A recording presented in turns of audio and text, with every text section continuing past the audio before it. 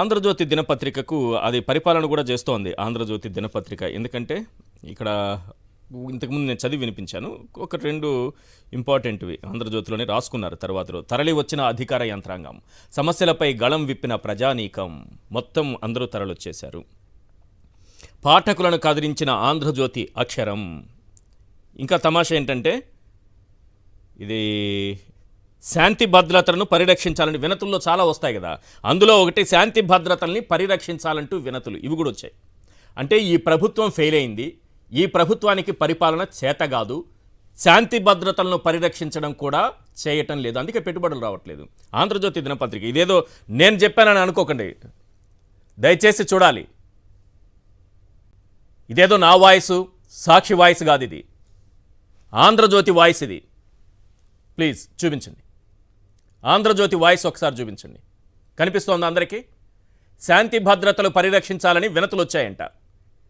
అంటే ఈ రాష్ట్రంలో శాంతి భద్రతలు లేవు, క్లియర్గా అర్థమవుతోంది కదా అందరికీ. ఇక అధికారులందరూ వచ్చేశారు, ఎమ్మెల్యేలు వచ్చారు, కేంద్ర మంత్రి వచ్చారు, కార్పొరేటర్లు వచ్చారు, ఈ మున్సిపల్ కమిషనర్లు వచ్చారు, కార్పొరేటర్లు, కమిషనర్లు, అసిస్టెంట్ కమిషనర్లు, ఇక అధికారులు, ఒకరు కాదు అందరూ. అసలు మొత్తం నిండిపోయింది, ఎక్కడెక్కడ పెడితే ఏ రకంగా వచ్చారు అనేది. ప్రజలు కూడా విల్లువెత్తు వచ్చేశారు. అంటే పరిపాలన ఫెయిల్ అని చెప్తూనే ఒక రాజ్యాంగేతర శక్తిగా అందరి అధికారుల్ని తన టెంట్లోకి తీసుకొస్తున్నారు. ఇది కరెక్టేనా? శేఖర్ రెడ్డి గారు ప్లీజ్. సార్ నమస్తే అండి, ఈశ్వర్ గారు, మీకు అలాగే తోటి ప్యానలిస్టులకి, సాక్షి టీవీ వీక్షకులకు కూడా అందరికి కూడా good evening sir. Good evening sir. Sir ముందుగా నేను ఒక మాట చెప్పాలి సార్. మీరు మాట అన్నారు, నిన్న నేను ఆంధ్రజ్యోతి ఏబిఎన్ కి సంబంధించి చర్చా కార్యక్రమం ఒకటి చూశాను సార్. చూసిన తర్వాత నాకు నిజంగా నవ్వు వచ్చింది సార్. దయ్యాలు వేదాలు వల్లిస్తే ఎలా ఉంటది, పరమాన్నం కథలు చెబితే ఎలా ఉంటుందో అలా ఉంది సార్ వాళ్ళది. నాకు నవ్వు వచ్చింది సార్. ఆంధ్రజ్యోతి రాధాకృష్ణ చూసిన తర్వాత నాకు మనకి చెడు వినకు, చెడు చూడకు, చెడు మాట్లాడుకు అని ఒక సామెత ఉంది సార్.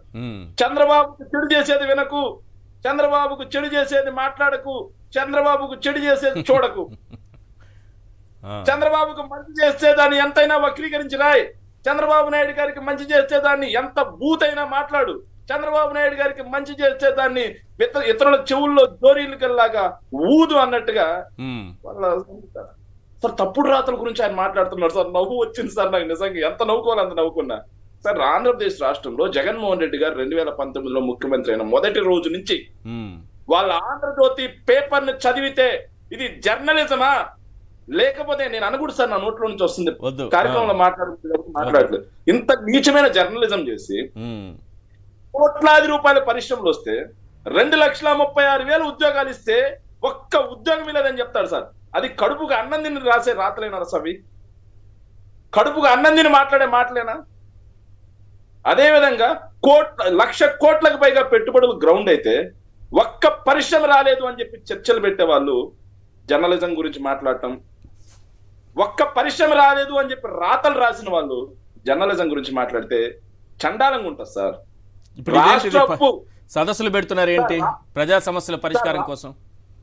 అదే చెప్తా సార్. రాష్ట్ర అప్పు 7 లక్షల కోట్లు ఉంటే అన్ని కలుపుకోండి సార్ 14 లక్షల కోట్లు అని చెప్పి ప్రచారం చేసి రాష్ట్ర బ్రాండ్ దెబ్బతీసిన వాళ్ళు ఈ రోజు పత్రిక గురించి మాట్లాడుతూ ఉంటే సిగ్గుచేటుగా ఉంది సార్.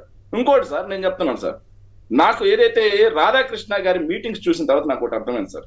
ఏమర్థమైందంటే రాష్ట్రంలో రాధాకృష్ణ గారు ఆంధ్రప్రదేశ్ ప్రభుత్వం, కూటమి ప్రభుత్వం, చంద్రబాబు నాయుడు గారి పరిపాలన గ్రీవెన్స్ చేయడంలో పూర్తిగా విఫలమైంది కాబట్టి ఆయన నడుం బిగించారా, లేకపోతే తన రాతల వల్ల తన మాటల వల్ల మాత్రమే ఈ ప్రభుత్వం అధికారంలోకి వచ్చింది కాబట్టి రాజ్యాంగేతర శక్తిగా చంద్రబాబు నాయుడు గారికి అంటే నేనే ముఖ్యం అన్నట్టుగా అధికారుల్ని, ప్రభుత్వ యంత్రాంగాన్ని తన చేతిలోకి తీసుకున్నాడు? అర్థం కావట్లేదు సార్. వాళ్ళని చూస్తా ఉంటే పెదరాయుడు పాలన గుర్తొస్తుంది సార్. గ్రామాల్లో ఇంతకు ముందు సార్ జమీందారీ కాలంలో ఆయన ఆడు కూర్చుండేవాడు, అధికారులు మొత్తం అక్కడికి వచ్చిండేవాళ్ళు, ఈ ఊర్లలో తీర్పులు ఇస్తా ఉండేవాళ్ళు సార్.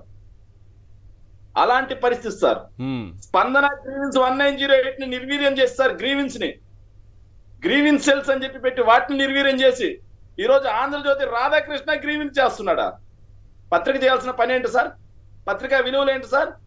ఒక ప్రజా సమస్య ఉంటే దాన్ని లేవనెత్తాలి, దాన్ని రాతల రూపంలో, మాటల రూపంలో ప్రభుత్వాన్ని కడగాలి. అది పత్రికా విలువలు సార్. కానీ అక్కడ కూర్చొని ప్రభుత్వ యంత్రాంగాన్ని మొత్తాన్ని తీసుకొచ్చుకొని తనతో కూర్చోబెట్టుకొని వీళ్ళు ఎలా వెళ్తారు సార్? నాకు అర్థం కాలేదు. ఎమ్మెల్యేలు, సార్, అదే సార్. మంత్రులు, కేంద్ర మంత్రులు, కమిషనర్లు, అసిస్టెంట్ కమిషనర్లు, ఎంఆర్ఓలు, ఆర్డీఓలు అందరూ వెళ్తున్నారు. సార్ నాకు అదే అర్థం కావట్లేదు సార్. ఒక పరిపాలన పత్రికా జరగాల్సింది అధినేత టెంట్లలోనా, కార్యాలయాల్లోనా? అది సార్ నాకు అర్థం కావట్లేదు. నేను అదే అడుగుదాం అనుకుంటున్నాను సార్. ఒక పత్రికా అధినేత టెంట్ వేసి గ్రీవెన్స్ పెడితే ఈ ఎంపీలు వెళ్ళటం ఏంది, మినిస్టర్లు వెళ్ళటం ఏంది, అదే విధంగా ఈ కమిషనర్లు వెళ్ళడం ఏంది, అసిస్టెంట్ కమిషనర్లు వెళ్ళడం ఏంది, అధికార యంత్రాంగం మొత్తం మూకుమ్మడిగా ఆఫీసుల నుంచి తరలి వెళ్ళి అక్కడ ఏదైతే సార్ ఇక నేను ఎట్లా చెప్పాలంటే అధికారం అక్కడి నుంచి అధికార భవనాల నుంచి టెంట్లకు మారిందా అనేది కూడా అర్థం కావట్లేదు సార్ నాకు. సో ఖచ్చితంగా దీని మీద రాష్ట్ర ప్రభుత్వం సమాధానం చెప్పాల్సిందే.